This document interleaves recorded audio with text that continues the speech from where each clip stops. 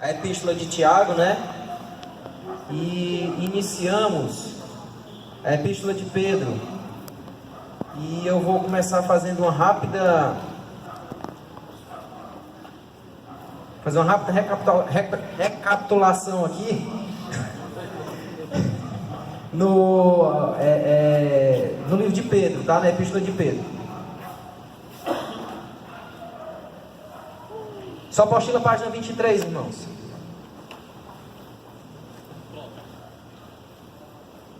Ore pelo microfone.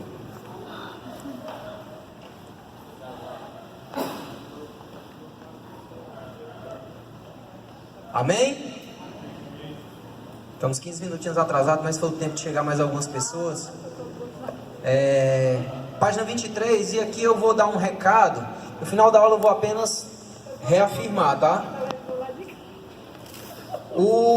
Na próxima aula, pela sequência da apostila, nós viríamos segunda epístola de Pedro, tá? Mas como a epístola de 1 João é maior, eu quero na próxima aula nós partirmos para 1 João, tá bom? Se der tempo começar a segunda epístola de Pedro, nós iniciaremos a segunda epístola de Pedro na próxima aula. Se não, na quinta aula, que essa já é a nossa terceira, na quinta aula nós vamos ver segunda de Pedro, Judas e as duas de João, segunda e terceira João, tá certo? Como o segundo e terceiro João é bem pequenininho e Judas também, só o capítulo, as duas de João são alguns versículos, dá tempo a gente ver tudo num tempo menor. Então eu quero perder mais tempo na epístola de João, na primeira epístola, tá certo?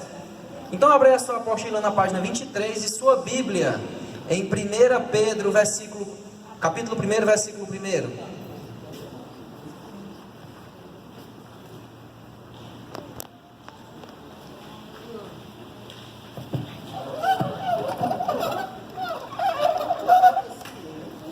Amém? Todos encontraram?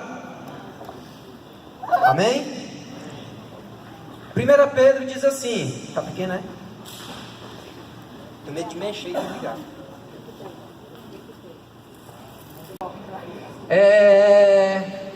A sua apostila aí na página 23, ele vai iniciar falando do autor dessa epístola de 1 Pedro. Vamos ler aqui o que a apostila diz. O autor, Pedro, apóstolo de Jesus Cristo, como diz o versículo 1. Algumas informações desse apóstolo. Ele foi procurado primeiramente por André, em João 1,41, chamado por Jesus como apóstolo e feito apóstolo em Marcos 3,14. Na lista dos 12 apóstolos, Pedro é sempre mencionado como o primeiro. Pedro era aquele mais ousado, era aquele que tinha um ímpeto, a primeira palavra, era aquele que comprava a briga, como a gente diz, né? Ele era o proeminente no grupo apostólico durante o ministério do Senhor e nos primeiros anos da história da igreja. Mas a tradição católica romana diz que Pedro foi o primeiro bispo de Roma. Esta informação é sem fundamento bíblico ou histórico.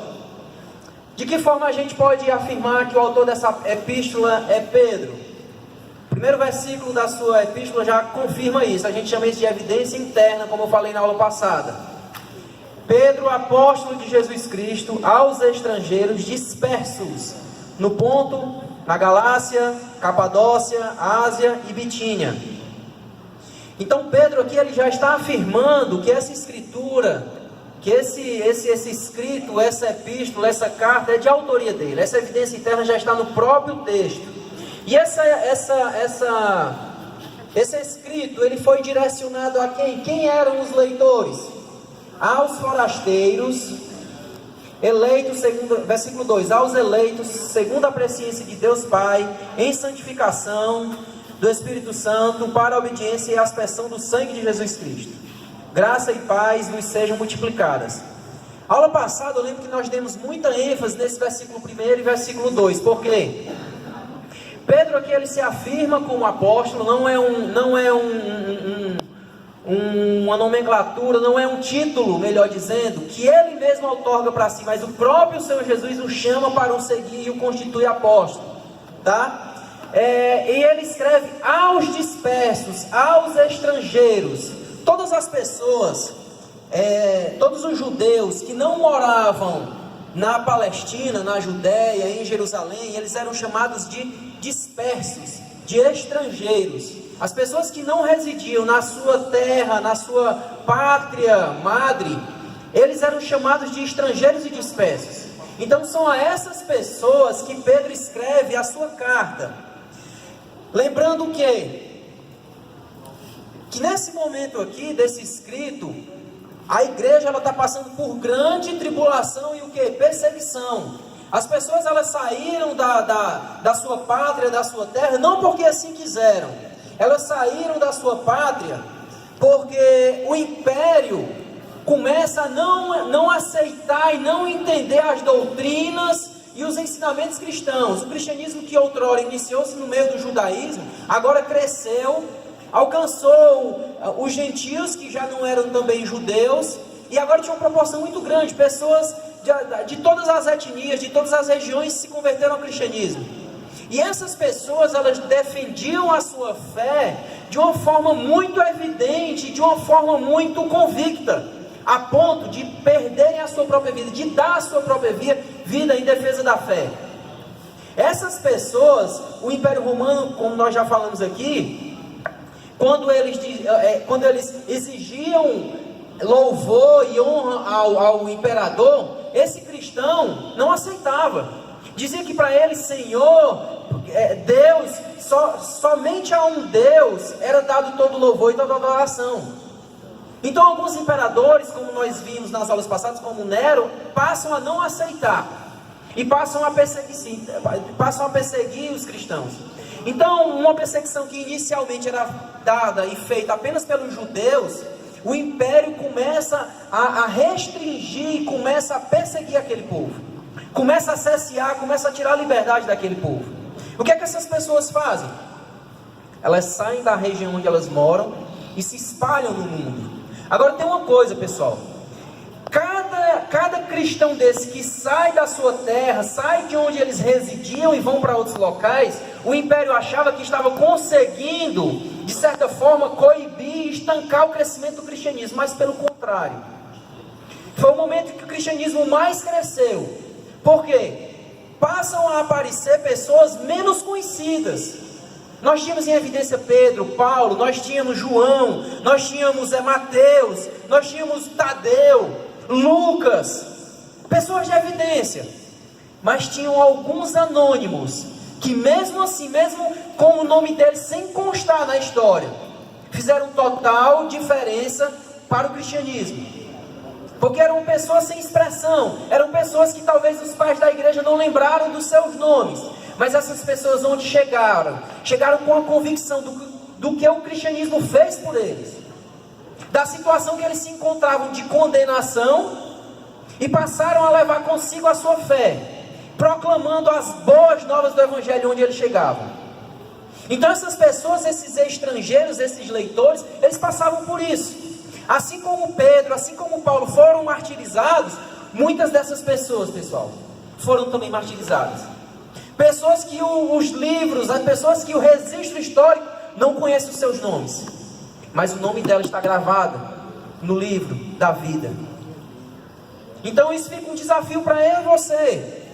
Essas pessoas que eram forasteiros, dispersos, eu e você muitas vezes também somos forasteiros e dispersos. Eu falei isso na aula passada.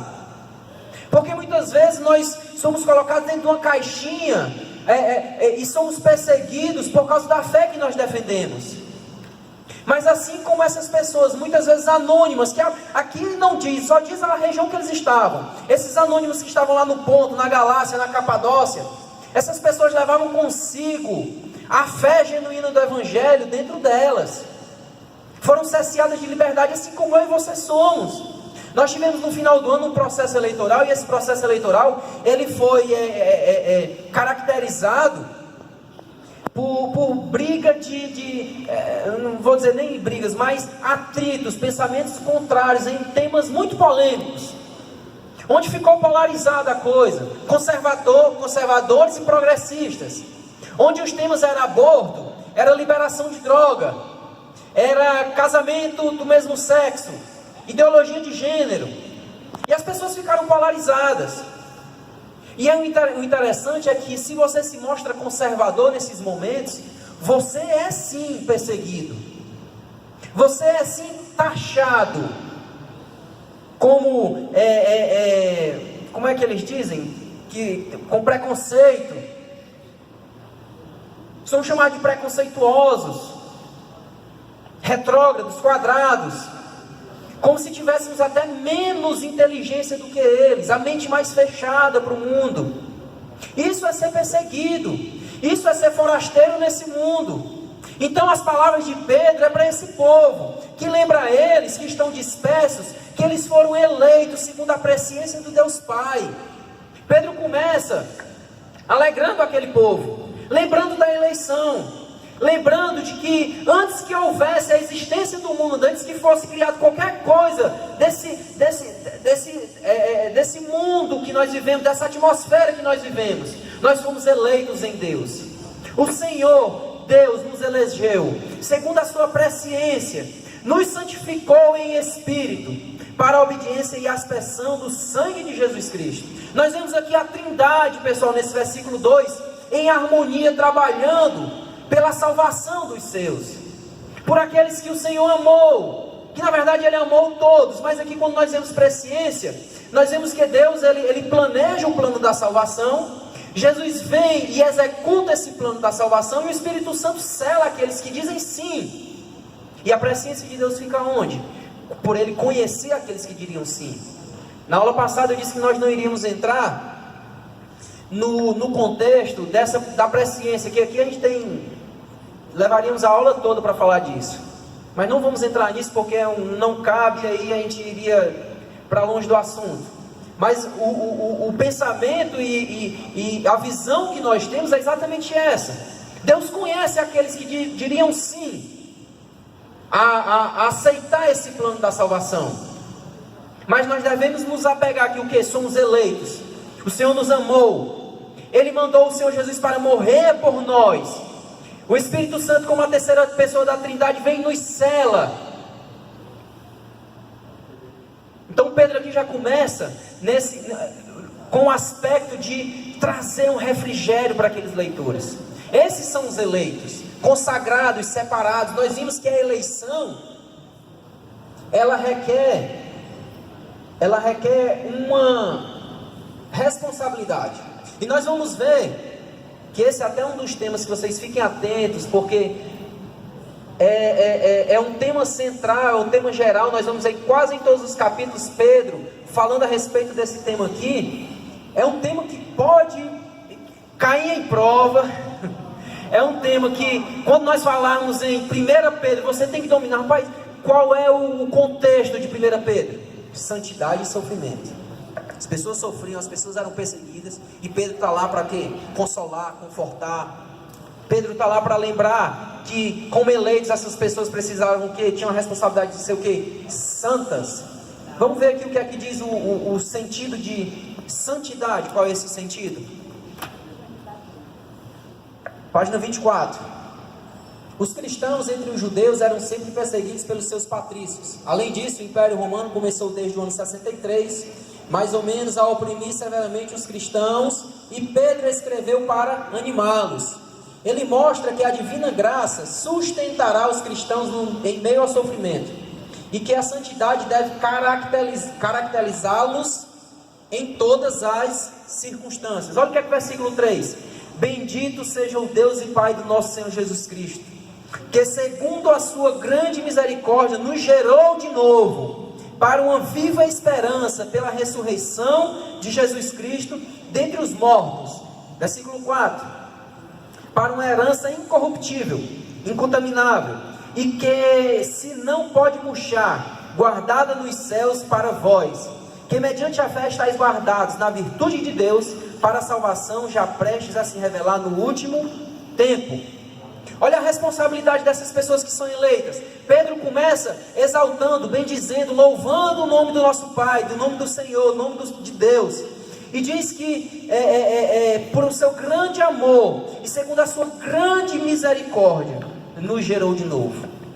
Nós falamos que misericórdia é quando Deus não nos dá aquilo que merecemos.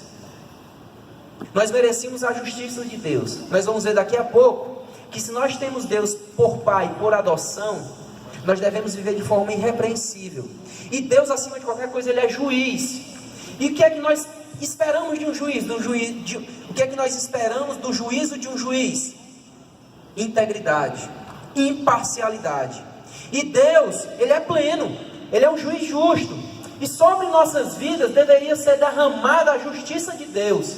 Mas pelo contrário, Ele derrama a sua misericórdia, aquilo que nós não merecíamos. Então nós devemos bendizer, louvar o nome do Senhor pela sua misericórdia, que nos gerou de novo, isso é, nos regenerou. Nós, enquanto eleitos, pessoal, nós devemos ter uma consciência regenerada. Nós devemos ter um coração e uma mente regenerada. Nós devemos ter as nossas prioridades, os nossos desejos, as nossas atitudes regeneradas. Ser regenerado é andar na contramão desse mundo. Ser regenerado é pensar diferente do que o mundo pensa. É não cobiçar aquilo que o mundo cobiça. Então nós devemos bendizer a Deus porque Ele derramou a sua misericórdia e nos gerou de novo. Vocês sabem o que é que o Ícaro deseja? Tudo que o Espírito não quer. Você sabe o que é que a sua humanidade, a sua concupiscência carnal deseja? Tudo aquilo que o Espírito não quer. Nós devemos orar para nós sermos regenerados. Nós devemos orar para que todos os dias o Espírito Santo nos transforme a nossa mente, como diz Romanos 12. Todos os dias. E devemos bendizer a Deus porque Ele nos gerou de novo, para uma viva esperança. Qual é a tua esperança, meu irmão? As coisas dessa terra? Tem um texto em Coríntios que diz que se nós esperarmos do Senhor apenas as coisas que esse mundo pode nos proporcionar, nós somos o pior do que? Os miseráveis. Não é isso? Qual é a tua esperança? O que é que te motiva para você vir até aqui? Uma segunda-feira para o seminário, amanhã no culto, ou na sua congregação, ou aos domingos? Pedro aqui nos orienta que a nossa esperança deve ser alimentada pela ressurreição de Jesus Cristo dentre os mortos. O que faz o cristianismo diferente de todas as outras religiões é que o nosso Deus, Ele não nos orienta e não nos manda construir um caminho até Ele. Pelo contrário, Ele trilha esse caminho. Ele vem dos céus à terra, se esvazia, se faz homem como nós, é obediente até a morte, morte de cruz. E devido a esse esvaziamento, o Senhor dá um nome que é sobre todo nome. A nossa esperança, nós devemos nos apegar, porque esse nosso Deus morreu por nós. Esse nosso Deus se esvaziou por nós, se entregou por nós. Ele proporcionou, Ele entregou a Deus um sacrifício perfeito, por amor a mim e a você. Essa deve ser a nossa esperança, porque Jesus veio, morreu, mas a boa notícia é que Ele ressuscitou. Então a nossa esperança, devemos nos apegar porque Ele ressuscitou. A história de Jesus não acaba na morte. A boa notícia é que Ele ressuscitou. Essa é a nossa esperança. É uma herança incorruptível, incontaminável. Ela não pode murchar. Ela está guardada nos céus. E sabe o que é que nos garante isso, essa herança? Primeiro, mediante a fé, versículo 5. O que é que Efésios 2 diz? Que somos salvos por meio da graça, mediante a fé. A fé é o instrumento. A fé é o instrumento. Não podemos perder a fé. E segundo, está guardada na virtude de Deus. Tem horas que a nossa fé fraqueja, não tem? Mas deixa eu te dar uma boa notícia também. O próprio Deus garante isso. Na hora que a fé fraquejar, diz: Senhor, se não for a tua misericórdia para me dar força, eu vou perecer. Então o poder, virtude é poder do próprio Deus. É Ele quem sustenta. A palavra dEle é a mesma ontem, hoje e será a mesma amanhã. Nós vimos em Tiago, a epístola passada, que em Deus não há variação, não há mudança. O que Ele prometeu outrora, Ele continua hoje. Então essa esperança é incorruptível, ela não pode murchar a ponto de sumir, porque o próprio Deus, pelo poder da sua palavra, Ele garante essa herança. Amém? Esse é o tema geral da epístola. Mesmo em meio aos sofrimentos, devemos perseverar santos, separados do mundo. Tem uma segunda parte da santidade. Nós fomos separados, consagrados para um propósito. Nós vemos dentro da igreja, irmãos, muitas pessoas que se apartam do pecado. Muitas pessoas que entendem essa questão da santificação. Não, eu sou separado, eu vou me abster das concupiscências. Mas são pessoas improdutivas dentro da casa de Deus. A santidade é separada para um propósito. Somos consagrados. Alguns dias atrás, acho que no mês passado, a mesa de som deu um problema. O pastor fez aqui uma oferta extra. Comprou-se uma mesa nova. Vocês lembram? Quem é daqui lembra. No domingo seguinte foi o que ele fez. Rapaz, vamos separar essa mesa vamos consagrar essa mesa, porque ela só vai ter o ofício, ela só vai servir para as coisas de Deus. Ela foi separada para essa função, para colaborar nas coisas de Deus.